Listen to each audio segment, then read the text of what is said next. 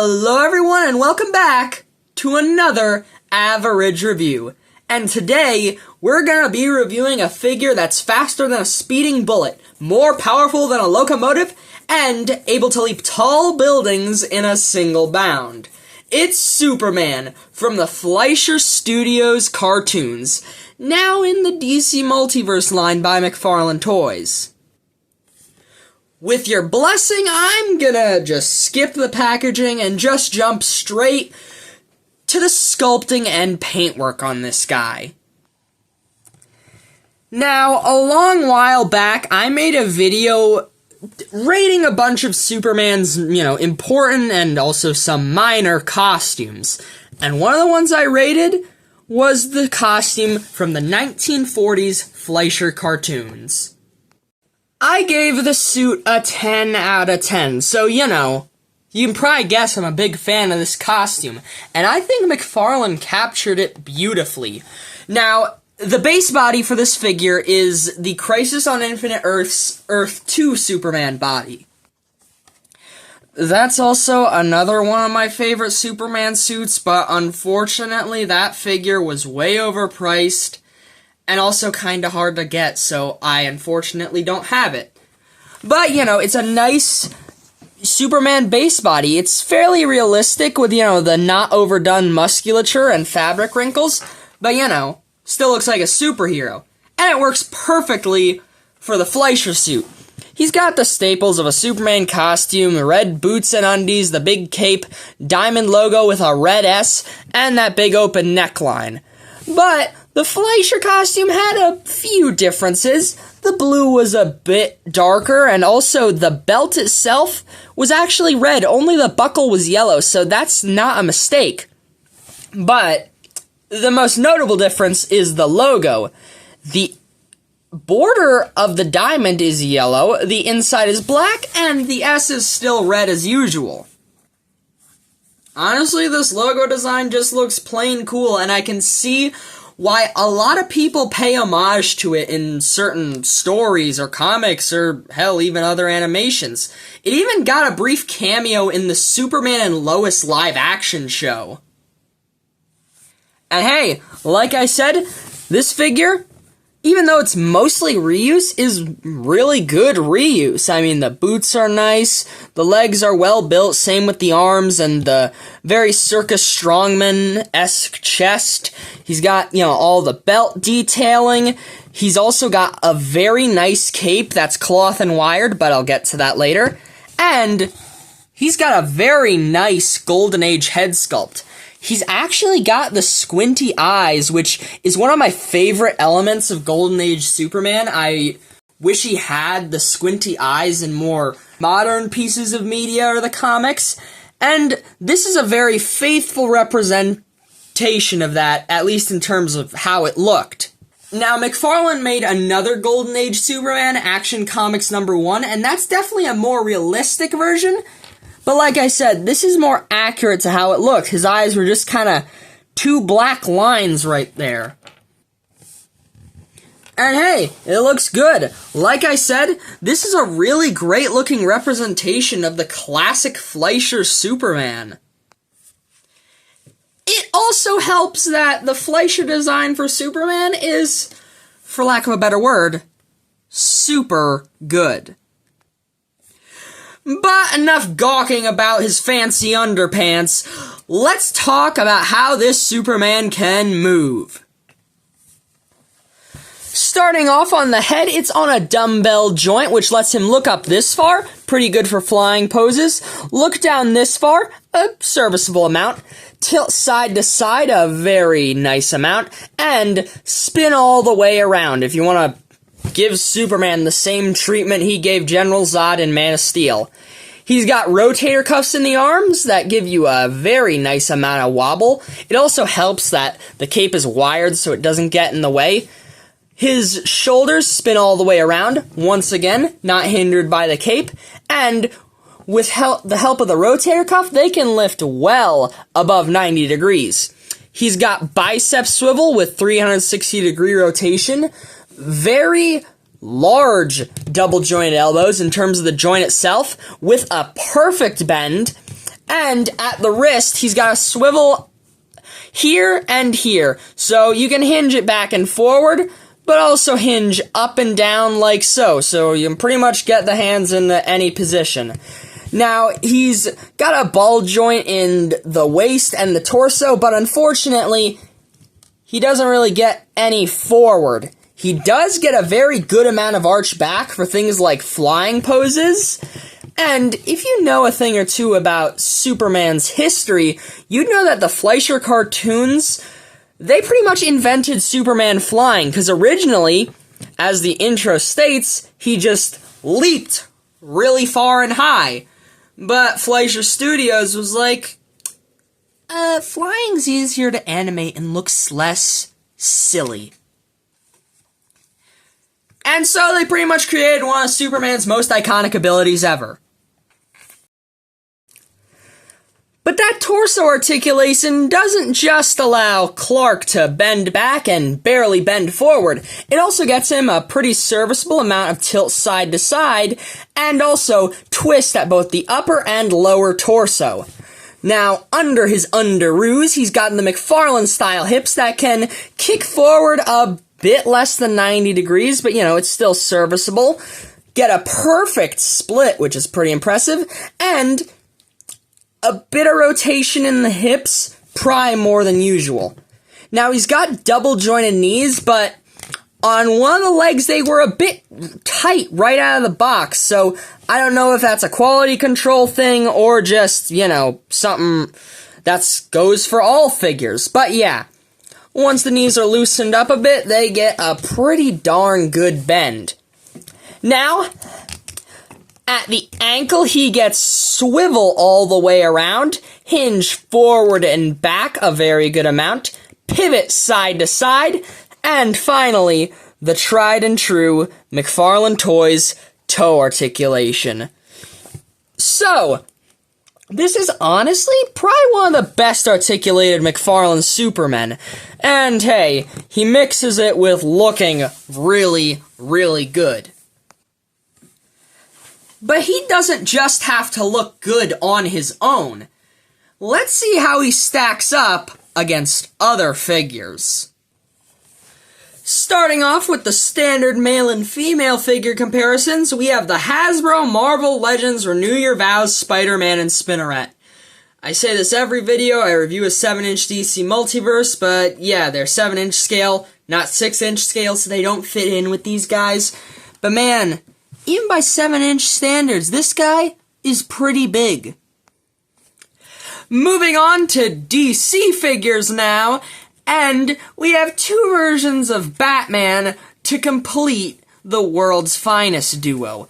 On the left, we have Nightfall Batman, and on the right, we have the first appearance Batman, sharing pretty much the same body mold as 3 Jokers in Hush, only difference really being some minor cosmetic changes in the arms and boots and torso. And yeah, I really like how either of these Batmen pair with this Superman, but especially that first appearance Batman. This body mold scaling with Superman has always been a problem, so finding a Superman that actually scales well and also looks perfect with it, well, that's pretty nice. For, unfortunately, the only McFarlane Wonder Woman in my collection, we have the Last Night on Earth Wonder Woman, and man, I really need a Golden Age or Classic one. Because this doesn't really mesh well. But hey, at the very least, they don't scale too bad. For some other JSA members, though, we have Jay Garrick the Flash and Alan Scott the Green Lantern. I chose to put Jay's head on the rival body because A, they're the same body mold, and B, I just think the rival's color scheme just works way better with the other JSA members. I mean, look at how well the blues match between his pants and Superman's main bodysuit. For another McFarlane JSA member, though, we have the World Heavyweight Boxing Champion, the one, the only, Wildcat, who was a Target exclusive pretty recently. They actually revealed another Target exclusive JSA member in the past couple weeks, Our Man. So, yeah, I'm probably gonna try to get him too to build out my McFarlane Justice Society. For a very paradoxical comparison, we have two other Supermen. On the left, we have the Hush Superman, who I've mildly customized to be an Earth 2 Crisis on Infinite Earths version of Supes. And on the right, we have the one from the Amazon exclusive Atomic Skull 2-pack, who reuses the Action Comics 1000 body mold. I'm bringing these two out, not just because, I want to compare Superman figures, but I also want to show just how good this Earth 2 Superman body is right here, because both of these figures have their problems. This one's way too bulky, this one's way too skinny, at least in comparison to a lot of other McFarlane figures. This one is just right. Although I do gotta say, this one still probably has the best overall head sculpt. And if you like these light blue color schemes, well, they're gonna be releasing a Silver Age version of Superman on this Earth 2 body mold, so, might want to look out for that. Oh, did you think we were done with Superman comparisons? No, because I'd actually like to bring out a very old custom of mine that where I combined parts of Rebirth, which was the original version of the Hush body mold, and Action Comics 1000 Superman, along with a custom cape made from a washcloth, to make my own custom Fleischer Superman. And honestly, besides the paint wearing off and the cloth cape being a bit rough, this is still a pretty dang good custom. Especially since it's, about 2 or 3 years old. But, yeah. The official figure is way better, obviously. Speaking of outdated customs getting replaced by official figures, we have this custom Action Comics 1000 Superman that I turned into the Kingdom Come version of Supes. Guess what's releasing soon in the McFarlane Page Punchers line? I'm not complaining. Kingdom Come Superman is another one of my favorite Supes designs, so more figures of him, the better. Finally, though, let's do a quick run-through of some of Superman's villains. Let's start out with, of course, Lex Luthor in his war suit, General Zod, who's shorter than I expected, Atomic Skull wearing a purple knockoff version of Lex Luthor's war suit, and the DC classic Darkseid without his superpowers cape. I'm sure Fleischer Superman is glad he didn't have to meet any of these villains. But as is tradition on this channel, here's the Fleischer Superman with Hitmonkey and Goliath. Alright, now moving on to accessories, and Superman is very lightly packed, but it's not much of a problem since he comes with pretty much the only things you need. As with every McFarlane figure, he comes with the standard DC Multiverse stand and a trading card with the same artwork that they used on the back of the box. It's obviously not from the old cartoons, but it's really, really good artwork. I really do want to know who drew this, because it's spectacular. If you're wondering about the bio on the back, here it is. Also, I think it's fun that, the text on the back, it's actually just the intro to the cartoon. So, that's a lot of fun. But what's even more fun than just cardboard? Extra plastic in the box, and I'm not talking about the extra plastic the figure's wrapped in. Extra hands. Superman, of course, comes with a pair of fists, so, fight off any rapscallions or do-batters.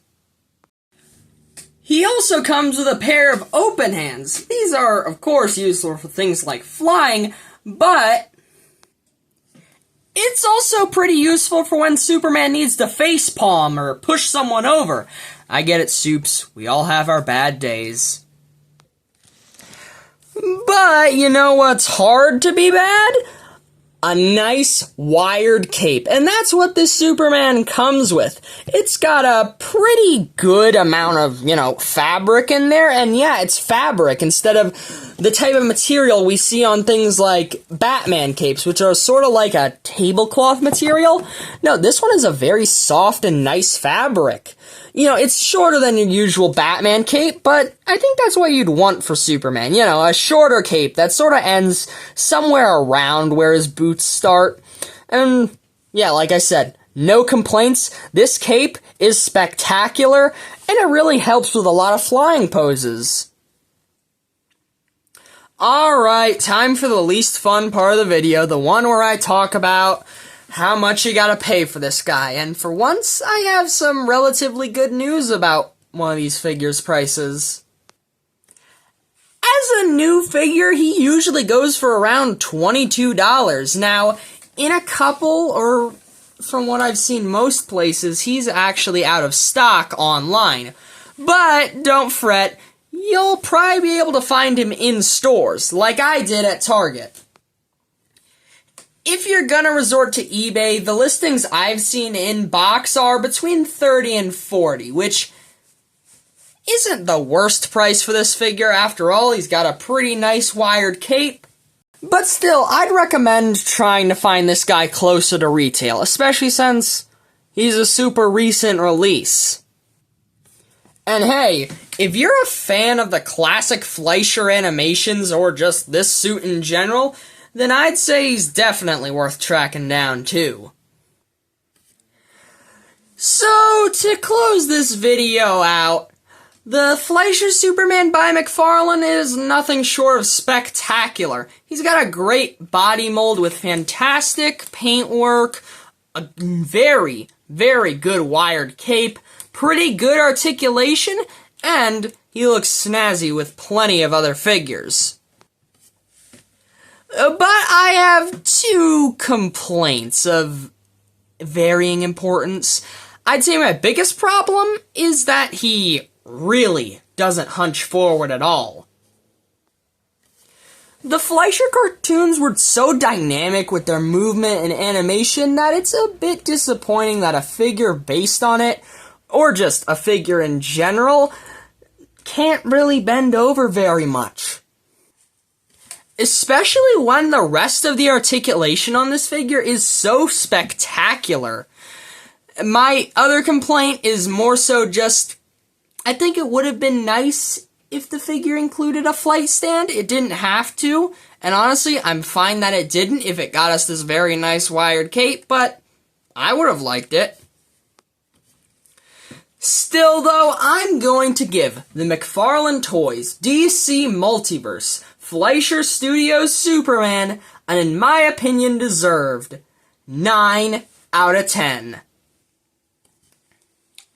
For all those who are still watching, first of all, thank you.